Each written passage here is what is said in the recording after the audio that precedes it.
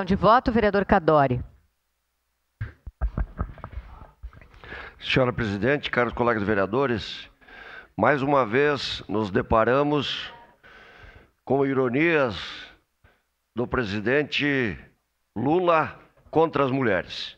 Eu lembro, entre tantas manifestações machistas do presidente, quando ele se dirigiu contra a ministra do Supremo, dizendo que ela tinha que ter aquilo duro. No passado, o Bolsonaro, nosso ex-presidente Bolsonaro, foi colocado na cruz muitas vezes pelas suas falas. A esquerda se posicionava contra. E eu esperava e espero, como vereador, pela responsabilidade que tem o presidente da República, que ele tivesse aprendido, que isso tivesse servido de lição. Mas parece que ele está acima de qualquer julgamento.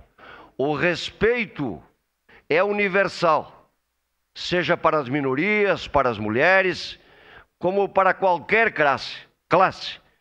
E a esquerda, no meu ponto de vista, através desse pronunciamento do presidente, tem demonstrado a sua faceta. Nós, como homens públicos, e especialmente o presidente da República, tem muita responsabilidade pelo que diz. E essa manifestação do presidente Lula foi uma manifestação desastrosa. Por isso, voto favorável a essa moção. Era isso, meu muito obrigado.